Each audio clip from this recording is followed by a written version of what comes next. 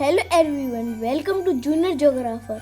Junior geographer की इस video में हम समझेंगे कि कोरियोलिस फोर्स की वैल्यू इक्वेटर पर ज़ीरो क्यों होती है। कोरियोलिस फोर्स की वैल्यू इक्वेटर पर ज़ीरो प्रूव करने के लिए हमारे पास दो आंसर हैं। पहला आंसर फिजिक्स में कोरियोलिस फोर्स के फॉर्मूले के हिसाब से होगा, दूसरा आंसर साइंटिफिक लॉजिक के हिसाब से होगा। फिजिक्स की कैलकुलेशन के हिसाब से कोरियोलिस फोर्स का फॉर्मूला है core F is equal to 2 omega V sine phi. इस फॉर्मूले में इस साइन को ओमेगा कहते हैं। ओमेगा का मीनिंग अर्थ की कोणीय गति यानी एंगुलर स्पीड है। यहाँ V का मीनिंग है वेलोसिटी ऑफ ऑब्जेक्ट या वस्तु की गति। अब ऑब्जेक्ट कोई एरोप्लेन, बॉल, रिवर या वायु भी हो सकती है।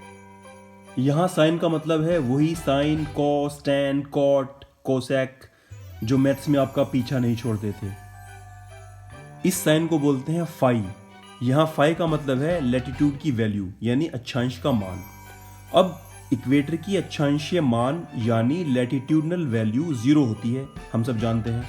यानी इस फॉर्मूला में फाई की वैल्यू जीरो होगी, यानी साइन फाई बराबर साइन जीरो। मैथ्स में हमने पढ़ा है साइन जीरो की वैल्यू जीरो होती है।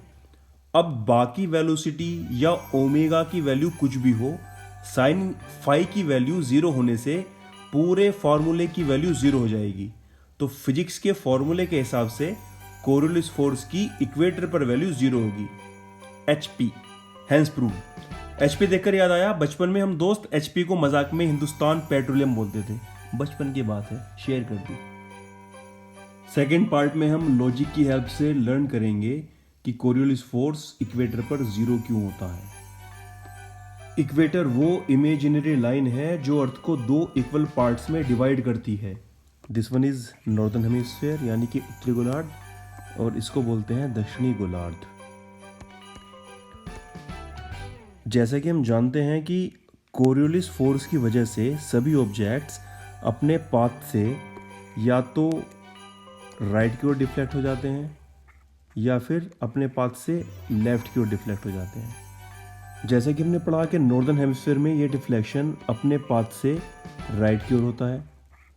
अगर कोई ऑब्जेक्ट सदर्न हेमिस्फीयर यानी कि दक्षिणी गोलार्ध में मूव कर रहा है तो उसका डिफ्लेक्शन अपने पाथ से लेफ्ट की ओर होता है। अब आप लॉजिकली सोचिए कि इक्वेटर